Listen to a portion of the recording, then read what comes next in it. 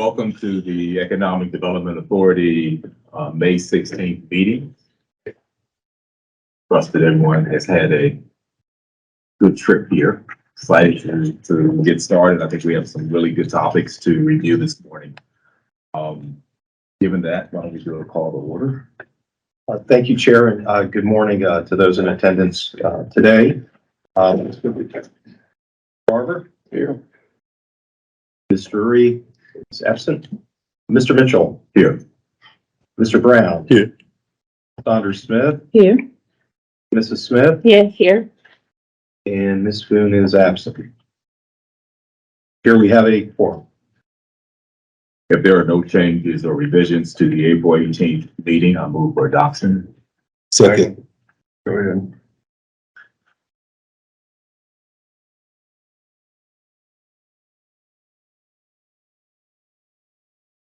Read the roll. Okay. Wait just a moment for Mr. Drury to get settled. I'm sorry. Good morning. There was a motion to approve the minutes of the April 18th meeting, Mr. Drury, which we are about to put on. Mr. Barber. Aye. Ms. Drury. Yes. Mr. Mitchell. Yes. Mr. Brown. Yes. Mrs. Saunders Smith. Yes. Mrs. Smith. Yes. Item is approved by a vote of 6-0. At this point, we're going to review some of our old business. We're going to start off with the Hampton Roads Alliance. Brian. Yes, thank you, Chair, and I did want to recognize that Ms. Boone has just joined us as well. Just want to provide an update on last month's conversation regarding the Hampton Roads Alliance and funding for Portsmouth's membership to the regional organization.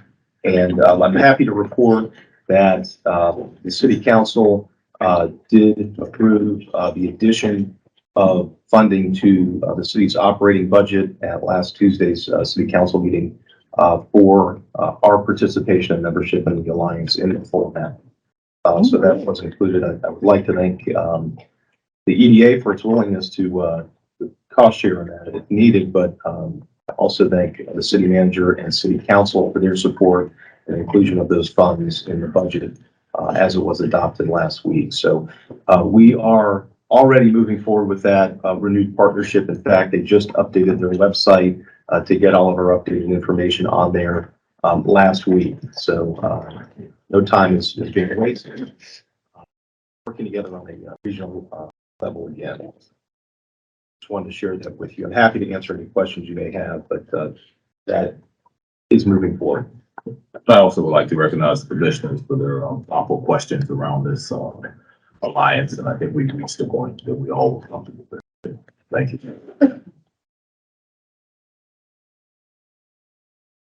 Okay, at that point, why don't we talk about the fiscal 24 budget? Commissioner Green. So you have the budget in front of you. Really hasn't changed much. I mean, now we don't have to get the 115,000. Thank you to City Council. So did everybody have a chance to really go through and look at it? Are there any questions on it? Okay. I mean, I think it really puts the emphasis on where we've been talking about, on buying lands and looking at also improving them and being really more part of the community to improve them in order to make them look better and improve. So are we voting on this? We do need to adopt the budget. It's not noted as requiring a vote on the agenda, but I do think that we need to formally approve it in a case meeting. Okay. I will make just one additional comment. Mr. Green, thank you for going through that again. I have had the finance department go through the budget, so they have looked at all the prior year numbers to make sure they were up to date so that we have a really accurate depiction on where we are financially going into FY24. So I just want to share that with you. They have looked at it, reviewed it, and given their thumbs up. So we are ready to move forward with approval. Further discussion or any questions that the board may have. Move for approval. Second.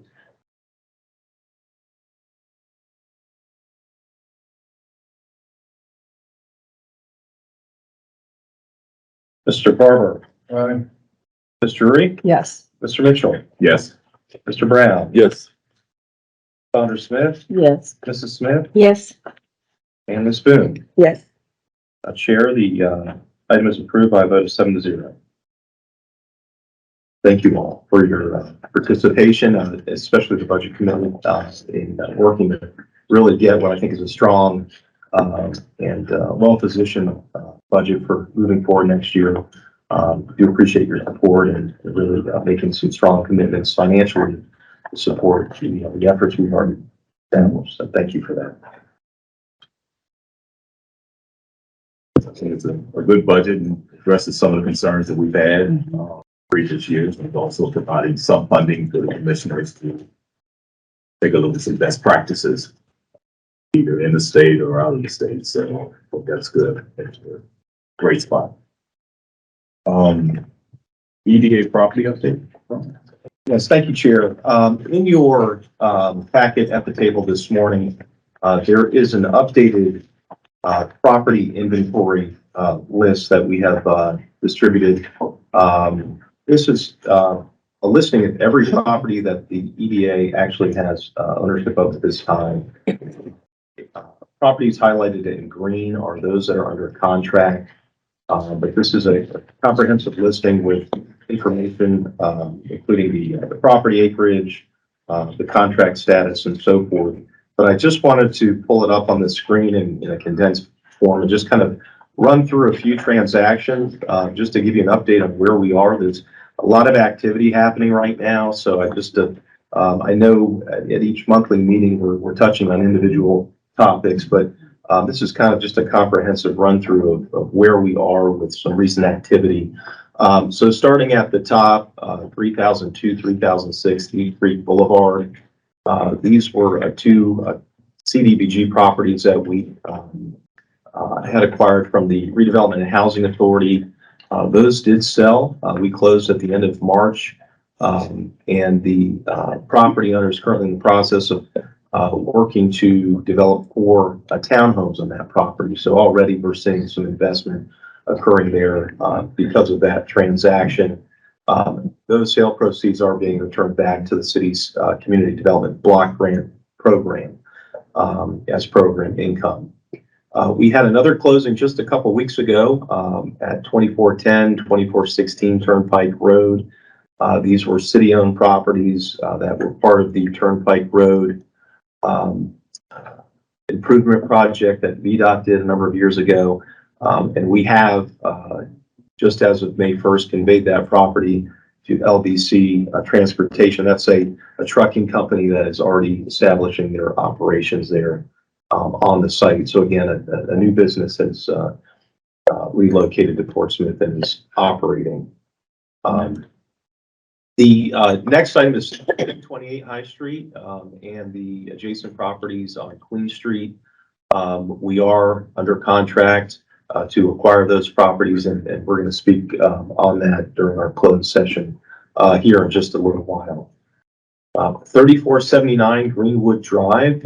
That property is adjacent to the EDA's property at 3336 Victory Boulevard. These are the 2 lots that will help kind of square off and give our property some better access.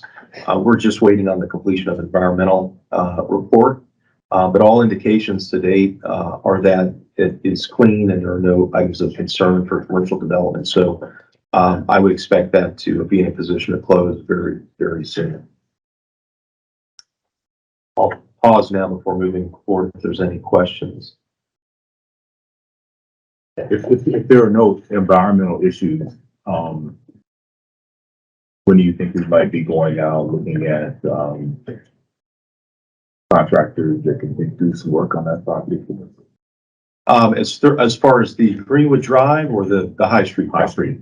We're going to talk about that during the close portion of the meeting, but I'll have a pretty good update for you there. Okay. 710 Lincoln Street. This is on Lincoln in Southside, just behind the 7-Eleven.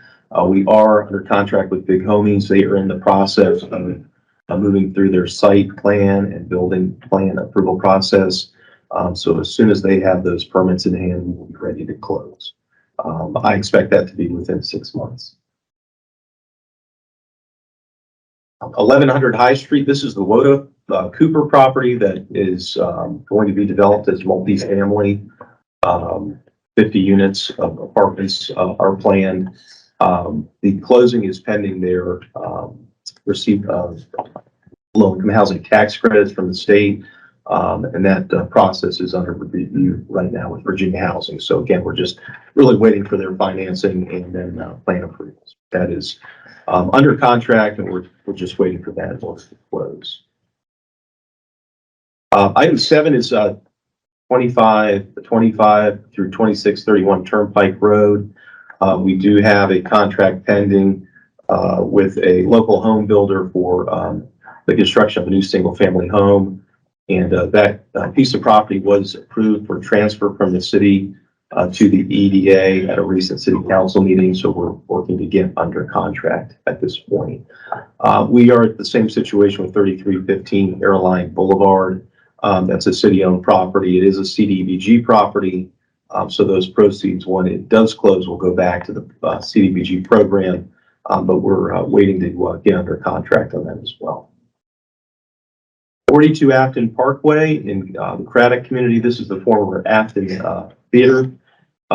We are working to assign the contract from the Craddock Community Development Corporation to the EDA. So that is in the works. Mr. Miller is helping with that. So that property is soon to be under contract. 219 Pavilion Drive. This is a property that's been under contract for a little bit. And has just been extended. They have some terms in their contract to allow for them to extend. This is the adjacent property to the new Pepsi Frito-Lay building. And they're working through some ownership and easement issues with CSX in order to consolidate all of the property there to close on that acquisition for expansion of the Pepsi Frito-Lay facility. And I think right now we're looking in November is the current term runs through. And the last is 1021 1107 High Street. This is the former Mary Jane site that is under contract with A4 Development. That's Mr. Keel's group, who has been before you recently. It's my understanding that he is proceeding to City Council on May 23rd for his conditional use permit approval. So he's moving forward, and we hope that he'll be under the plan review and permitting process here soon. So that is an update on everything right now that's under contract or soon to be. Happy to answer any questions. I know that's a pretty long list there, but certainly you have the full listing for you at the table. And a lot of activity, so our goal is to get a lot of these transactions closed, as many by the end of the fiscal year as possible, but certainly not far from that. One of the things that I did ask Brian to do is provide us a little bit of a visual representation of High Street and what properties we owned, what were owned by the city, what were private ownership, so that we can kind of get a sense of how much we have and how much more opportunity we might have on High Street visually to be able to see. So appreciate it. Maybe by the next meeting we may have that. Or sooner. Yeah, I'm working with our GIS department to get a good map of the EDA's property, city-owned property, any property owned by our partners like the Redevelopment and Housing Authority, and then identifying any areas that are potential acquisition sites as well. That would be great, and thank you for asking for that, because every time I drive down, I'm always like, yes, no, what's going on? So, This would be something you can keep in your glove compartment. Please pull off. I have pulled off many times. Any other questions, concerns?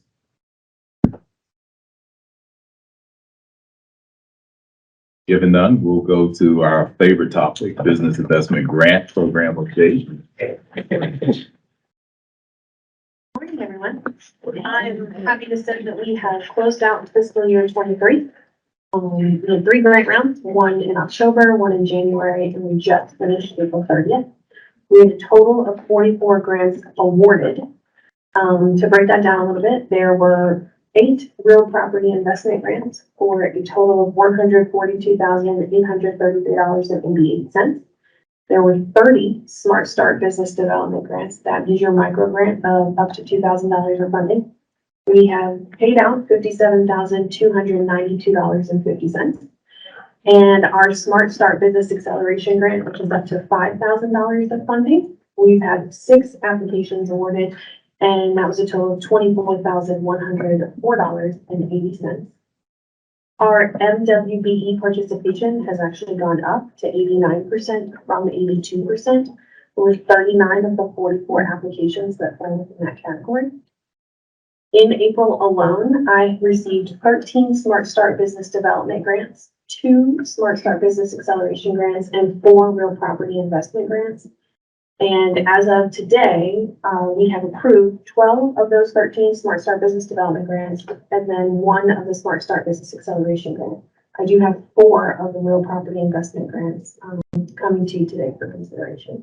And I'm still waiting on 1 applicant for the business development. It is a nonprofit, as well as 1 applicant for the acceleration grant, which is also a nonprofit. They have to go through a few more steps to ensure that they're approved to be a non-licensed business through the Commissioner of Revenue.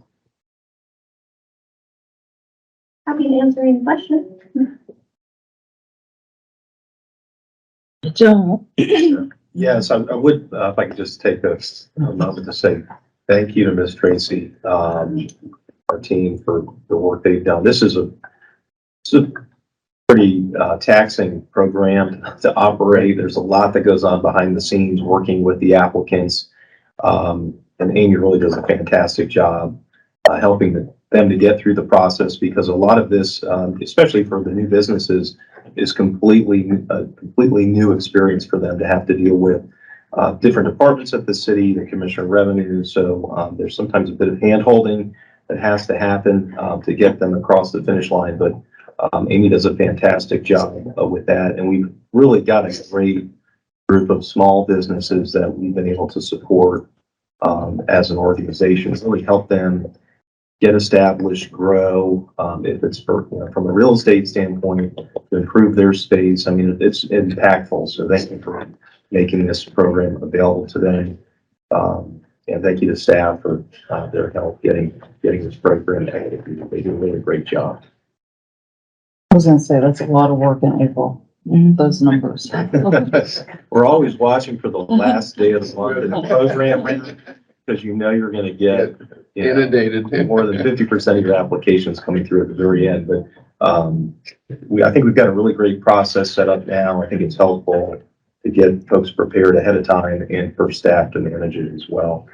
I'll also just share, we are working on some proposed revisions to the program guidelines that we'd like to bring back before you in June for consideration before we launch the program in the new fiscal year. There are some things that we'd like some clarification on your feelings about eligibility and some other things we think will make this a more available and streamlined process for some of the applicants as well. So we're gonna propose some modification, but would like to bring that before the June.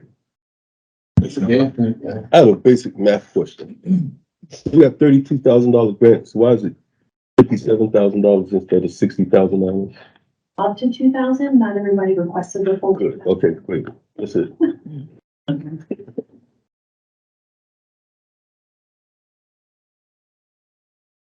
What happens when Mr. Brown's a little tired? Yeah, I drove all the way from Gettysburg, Maryland this morning, so. I have one thing to say, for PR purposes.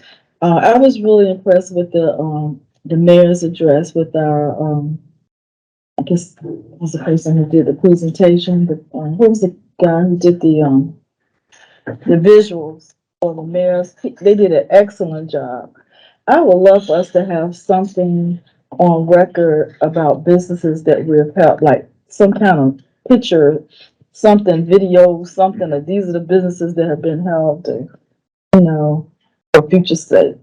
That's a good Yeah, idea. that's a great point. We are working, I'm happy to report, we're working with our marketing communications office, Peter Gorgola and his team to put together kind of a wide Portsmouth campaign. And what we're going to work to do is identify businesses that we have worked with, and to showcase them, highlight, what they're doing, how we've assisted, and really kind of, have some case studies for why these businesses have chosen to be in Portsmouth or have decided to expand here in Portsmouth. So we're going to have something like that. And the intent would be a number of the businesses that have participated in these programs would be part of that campaign. Okay. And that would be a, video campaign that would be on, YouTube. We probably have some social media aspects of that as well. Yeah, we've been looking to do that for some time, but That's what I was gonna say. We Yeah. talked about this many times. But we're working with them. In fact, I just spoke with Peter yesterday about it. And hopefully in June, maybe we can have an update on where we're at with that. One of the things I think we talked about in our offsite was the importance of communicating positive stories. I think anytime we have a story, whether it's us, the city, or anybody up here, we ought to take advantage of that and constantly be messaging out to the community where we can. Given that, why don't we talk about some real investment grants? Right, I have 4 to bring to you today, and I would start with 454 Chestnut Street, which may sound familiar.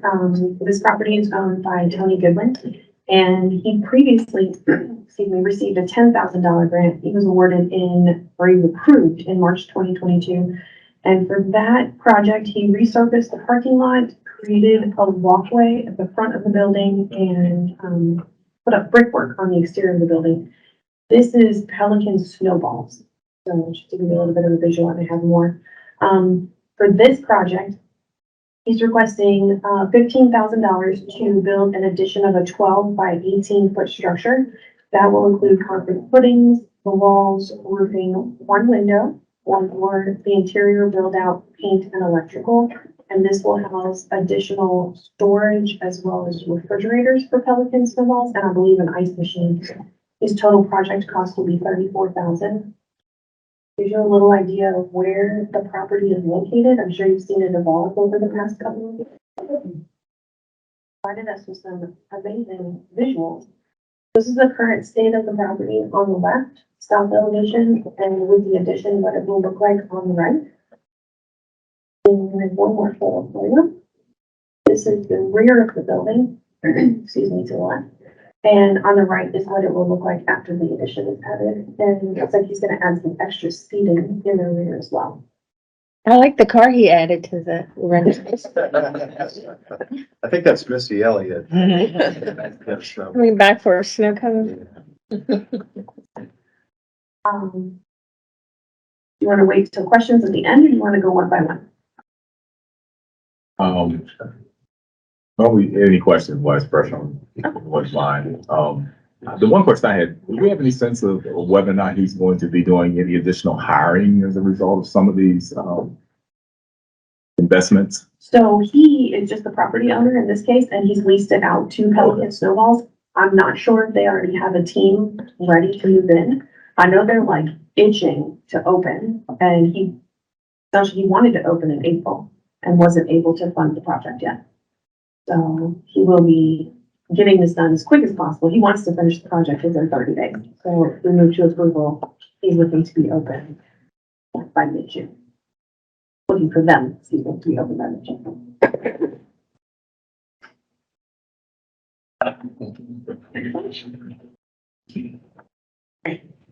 This is 1511 Rodman Avenue.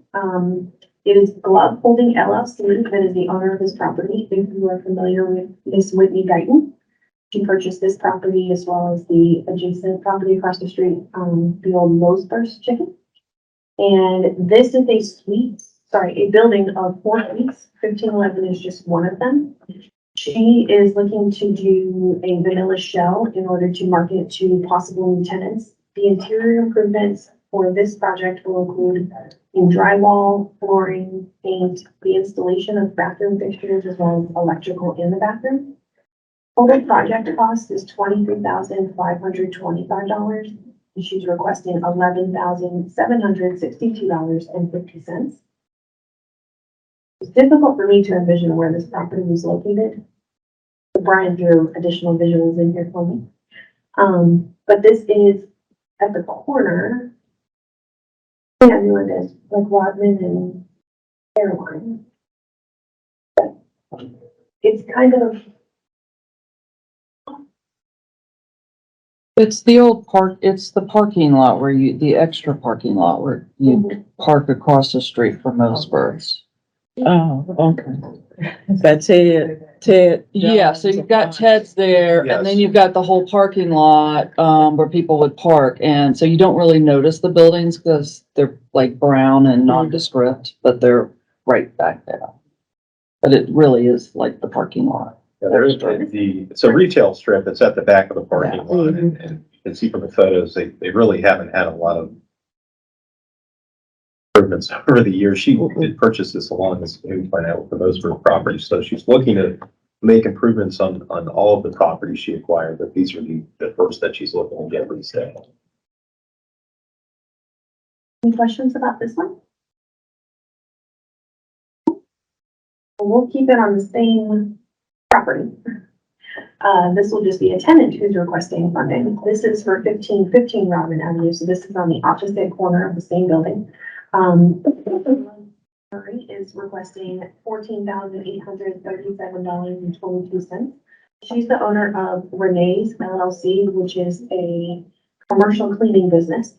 And she would like to just do a build out of office and storage space. She's looking to do a fairly simple design. She just wants essentially the same thing as Guyton, new drywall, flooring, paint, lighting, the installation of bathroom fixtures, as well as electrical. And she is looking to put in cabinets for storage. Her total project cost is $29,674.44. And her grant request is $14,837.22. Same visuals last time, it's just on the southern corner. This is what the space currently looks like, which does not at all look like what her business needs. She actually called me this morning and said, "Do you have good news for me?" Reminder that.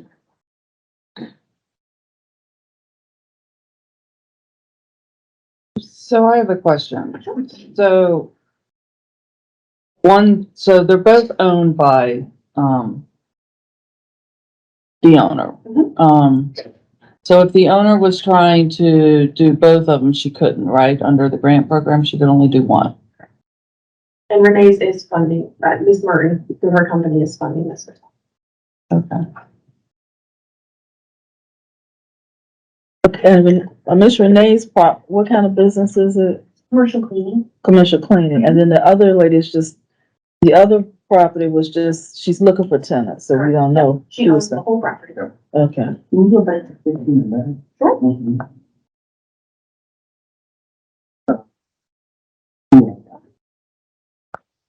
Is the Miss Renee's, I mean, does she have businesses before, or is this her first one?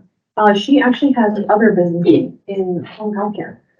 And this is just another venture that she's undergone. She's been in business for a few years. Okay. The lease was signed April 21st, but she got her LLC on April 27th. Okay. If I can just add, this is not related to either of these grants, but across the street, if you're not aware, the former Mosburst building, Ms. Guyton is planning to renovate that and reopen that as a restaurant. She has a similar restaurant in Norfolk believe on Granby Street, Yep. Birds and Bourbon. Mhm. And, she's, intended to do the same thing, here. And then use the Portsmouth. parking lot for the extra Yes, parking. so, Okay. that's a little bit further down the road, but that's been publicly announced, and I think, folks are excited that that will be, open once again under a different banner, but, serving good food to them. But not least, Mr. Bullock. This property address is 6205B Portsmouth Boulevard. It's gonna be a new business called Kennedy Suites. Mr. Bullock is opening this right next to his new location of York Saunas 2. And Kennedy Suites will be 9 co-working offices that will be available. His scope of work is pretty extensive.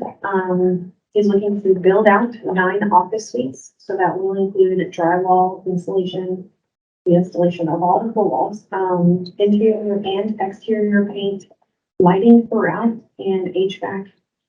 He did list signage, but that was not within his, scope of work. His total project cost for this one will be $62,000, so he is requesting the full grant funding available of $25,000. Visual on where this property is located. Literally right next door to York Saunas. It was a former nail salon. We cleaned out everything from the nail salon and it's currently sitting in this state. I did not include the drawings that his architect put together, but it's, you walk in the front door and it's one main hallway with 8 suites, 4 on each side, and then you go back and to the right and there's one additional suite with a very large bathroom. So I was trying to figure out last night, looking at the pictures and the diagram. So do we know how large? I mean, it's really like, they're not like cubicles. I mean, how large are the rooms, the suites? I think they're only about an 8 by 8, but he is putting up actual walls. Okay.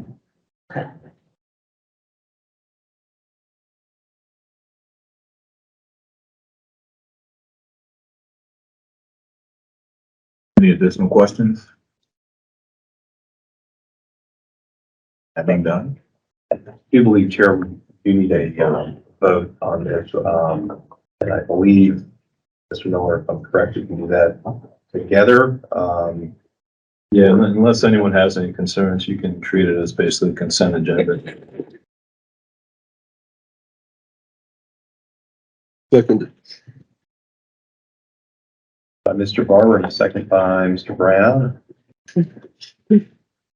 Any discussion on the floor? Move forward to roll. Yes. Okay. Mr. Barber? Aye. Ms. Drury? Yes. Mr. Mitchell? Yes. Mr. Brown? Yes. Saunders Smith? Yes. Mrs. Smith? Yes. And Ms. Boone? Yes. Hearing that is approved by a vote of 7-0. Thank you. At this time, we're going to move into a closed meeting. Barbara. Okay.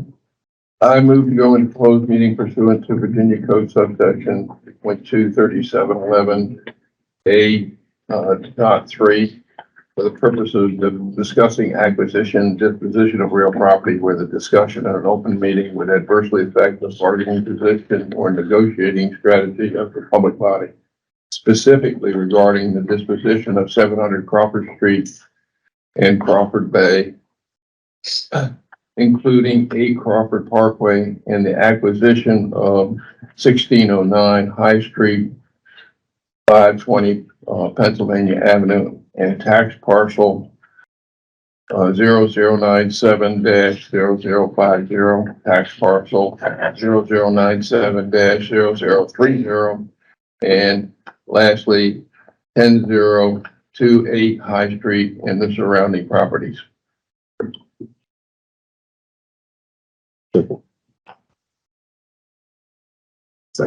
Second.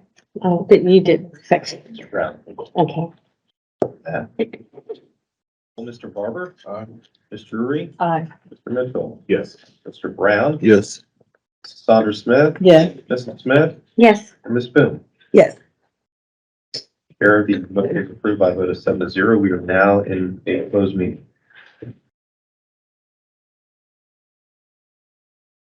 I hereby move that each commissioner certify to the best of his or her knowledge only public business matters lawfully exempted from the open meeting requirements under Freedom of Information Act, and only such public business matters that were identified in the motion by which the closed meeting was convened were heard, discussed, or considered in the closed meeting just concluded.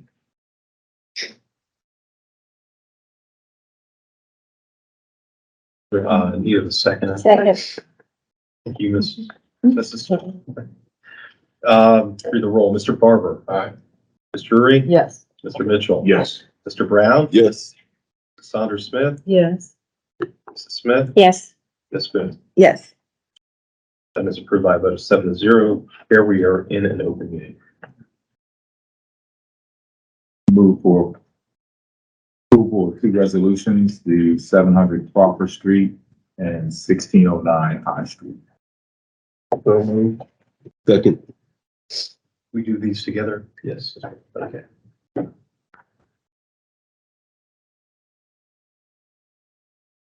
Any discussion? Hearing none, read the roll. Mr. Barber. Aye. Drury. Yes. Mr. Mitchell. Yes. Mr. Brown. Yes. Sandra Smith. Yes. Mrs. Smith. Yes. And Ms. Boone. Yes. Chair, the resolutions are approved by a vote of 7-0. Are there any items submitted by board members? I have one item that I would like to just bring up. We are, this upcoming fiscal year, we're entering into sort of a new phase of our, organization with the acquisitions that we have and potential,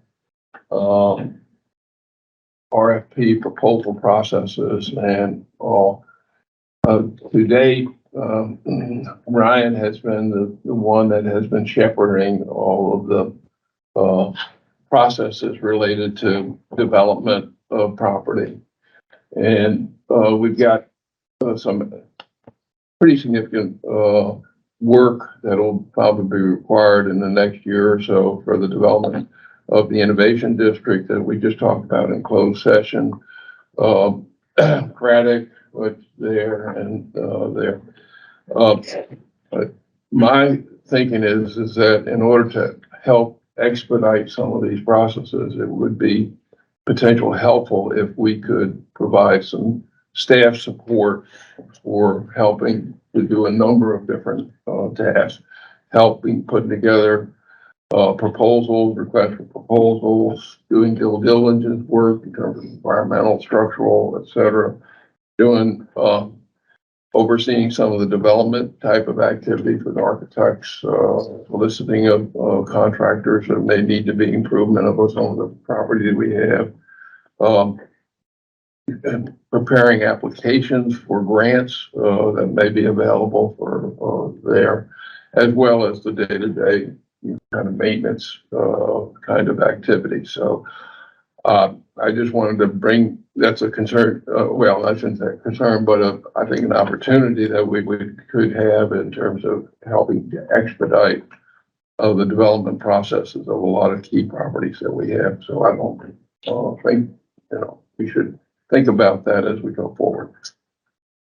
And you're suggesting hiring additional staff, correct? Or some, yes, either on a part-time, full-time, or participating with the city in some way to support a additional staffing. Do you have positions open with the city, or do you filled all your positions? We do. We're hiring, in fact, we're starting interviews on Friday for a business development specialist position, a senior position. That will leave us one more business manager position, which we're going to be advertising. But we don't have anybody that's specialized in real estate. And I think historically that hasn't really been a focus of this office, this department. But as we've taken on redevelopment housing authorities portfolio, we really become that arm, the real estate arm for the city. But we've never had anybody that has had that specific expertise. Is that what Adea and her team is for? Well, I mean, there are Harvey commercial Lindsay? brokers, so they can help with respect to, marketing property, and assisting in acquiring property, identifying it, but still somebody's got to do the day-to-day work, which I think is, if I'm understanding, is what Mr. Barber was getting at. We have a lot of real estate. It's a lot of work to manage, from people dumping tires or mattresses or a limb falling on our properties to coordinating for, the demolition of a property that we're looking to redevelop, to cutting the grass. Those are all things that I handle currently. And that's very time consuming. I was gonna say, when I first came on board and Robert was director, and you were working with Robert in a very high profile position, is there anyone now assisting you in that same position? We have an assistant director's position, which will be coming on as well. But the bottom line is those positions are really supposed to be focused on business development. Right. And retention of our existing businesses, but, I would not be opposed to support for having somebody really focused on the EDA's real estate portfolio. Really, I think it's an excellent a idea. real estate manager, to really, oversee, all the activities. So like someone from the commercial side who was more on the I was gonna say like Like property management. property management Well, and development. and too, development. you know. So they really would have it all. I will say this, I have a property in Matthews that I'm getting ready to demo the house. Yes, I understand. I mean, it is not an easy, and I just have one property, so. If it's something that, is of interest, I could certainly speak with the city manager about how that would work, and Well, our portfolio has grown so much. it has, and I think it will be growing. Since the staffing was set before, that it's really obvious that you need to increase staff to manage that additional portfolio. I agree. I think there's a need. I think we just have to determine the funding, whether or not we're gonna put it out of our budget or half what you can get from the city. But if it's coming out of our budget, we're gonna have to make some adjustments. And well, that's something I said, I'm sure there's a need for, but I think we should approach the city about the position and assisting, because a lot of our properties are passed through city properties. So they should have some investment into that. At least the 50,000 that we gave them, they could get back. We're salary. If you'd like, I can have that conversation and come back I think with it's- your follow-up. We need a motion on that? I think that's About your successes. Okay. I had a couple of old follow-ups. I'm trying to remember. Whatever happened to what the musical events are? Courtside? No, we have the concerts at. Oh, the Thursday. Yeah, wasn't there supposed to be a section that was supposed to be done? Some time ago, we had talked about they were supposed to put a wall and trees and all of that. Oh, the VIP area where Yeah. Fairleigh, because of Fairleigh, and we Right. put the money back for that. As far as the moving of the concert, No, we gave No, them the a VIP discount. area. for the Fairleigh property, the Right. North Pier property. Right. No, they have not moved forward with any development. What, we earmarked was, to accommodate some screening and things, when they got to that stage. And we have set aside 250,000.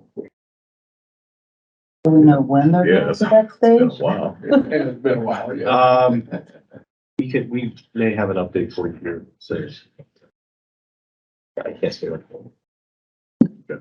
So we look forward to that. Any other items? I do have a question. Well, never mind. No, I don't. I'm good. I did have a few report packs, on the list just to run through. At your, April meeting, there was a request for some information on, Rivers Casino and their minority participation, status. And, I have been in communications with them, and they are working on their kind of final closeout report. They still have work kind of ongoing, so they hadn't closed that out, finalized their numbers, but They are working to do that, so we should have something here for you very soon to share on their performance status. On a related note, we've also had some discussion about a minority participation policy, and the city has been working on a citywide policy. And I've seen kind of a rough draft of that. So we look to be moving forward as a city. I think there's an expectation and hope that EDA will follow suit with that. And speaking with the city attorney's office about getting before you to have that conversation to talk about some guidelines and policies for development and so forth. So that will be, I think, something we're going to try to pick a date for. Yeah, I believe Lavana can do the June meeting. So maybe June for that. That's great.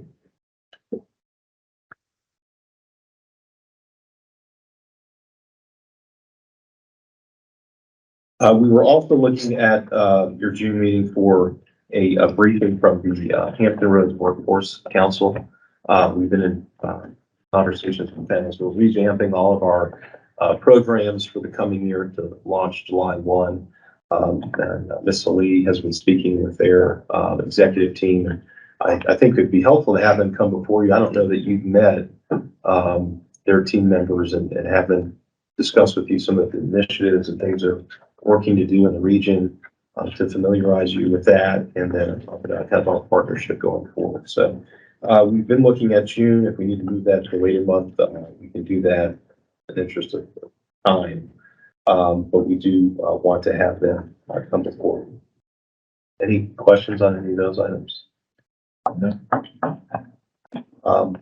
One other just tidbit I did want to share. Last week, I was fortunate enough to attend a Hampton Roads Chamber of Commerce leadership exchange, which included a group of over 70 chamber members from the Hampton Roads region, and we took a trip to Charleston, South Carolina, to meet for the week with leaders in the community to hear about all the amazing things that are happening in Charleston. If you're not familiar with that area, that region, there's a lot of similarities to Hampton Roads and some of the things that we have here, including our ports, shipyard, our tourism industries, our communities. There's a lot of similarities. The demographics are very comparable as well. We're actually a larger region, almost double in size. But Charleston is really doing incredible things right now. And they're the #1 destination globally for tourism. I don't know if you're aware of that. And we had a really informative trip, hearing from their elected officials, their economic developers, their business leaders, and even some young professionals in their community, trying to get ideas that we could bring back and implement here in Portsmouth. And I think we're doing a lot of what they've done over the years, but there's more to be done. One of the big takeaways is that they work really well together as a region. They have their own independent and unique identities, but they consider themselves to be Charleston. They work really well together under the Charleston umbrella. They think how they got to there, be able to do that? Well, I think they've determined that Charleston is what pops up on the radar outside of the region. And they don't necessarily see the need to promote themselves individually. They participate under a regional effort, marketing the region both for economic development and for tourism. What's the attraction that makes them the #1 tourism destination globally at Charleston, South Carolina? What do they have there that attracts? Food, restaurants, waterfront, historic. Yeah. And Strong markets, the tours. And I'll say this, they're very strong in, they have developed international, events. They really, like they have a book reading or event that, I mean, you wouldn't think it is huge. I almost They went do one another year. They year. do music, they do art. They just hosted Field and Supply, which is like one of the #1 makers events. I mean, they just have events that bring people from all over the I world. mean, everything you mentioned so far is nothing that other localities don't have. It's gotta be something unique to them to have, to make them the number one. You said they're the number one tourist destination globally? So you had a chance to go to Dubai or Charleston, you'll pick the Charleston, South Carolina? We're in Condé Nast and Travel and Leisure are the number one Because destination. of affordability. It is, Yeah. I went there for my first honeymoon. Affordability. a pretty, incredible I love place. Charleston. And, you know. Man, I've been there a lot of times, but I've been through there. There's nothing there to make me stop and say, hey, I'm in Charleston, I'm just stopping. But, Well, next time you should stop Yeah. and They may have to enjoy survey this. that. Yeah, yeah. I think- I used to work for Condé Nast too, so. history and cultural identity and tourism, you know, for both of those things is pretty, pretty huge down there. And I think it's not that, you know, we don't have those things. It's, we're not capturing what they're capturing. So how do we do It has that? to be, it has to be 100% marketing to make you think that they're the number one tourism destination in the world. When you talk, the first thing somebody said was food. When I think about good food, I'm thinking about Paris, Italy, not South Carolina, but And then too, which I went to Charleston several times too, but last year I didn't realize they have this whole other section that's a beach community. And I had never even seen, because I had kind of stayed to the downtown, part of it. I said, oh, I didn't know they had this too. Palms and that area. Yeah, all the palms, I think that's where it was. Yeah, absolutely. So, probably more to it than you probably think about. I'm gonna have to stop for more than gas next time I get to. I think one of the things that, you know, in addition to tourism, which is just a small component of their economy, is, you know, they are attracted to young professionals who want to live there. And they're actually moving there because they want to be in that environment and that lifestyle. And they're moving there without a job. Then they find a job. We have a situation here where we have a talent train. And we have young professionals leaving the region. So how do we keep them here? It's, you know, largely about the environment and making it a welcoming and inviting place. So they've really kind of figured out how to do that. And a big aspect of that is really kind of marketing and showcasing all the, you know, unique things that you have to offer. So I think some of the leaders that were there hopefully brought that back, and maybe regionally we're going to be approaching things a little bit different. But I just wanted to share that. It was, you know, really insightful.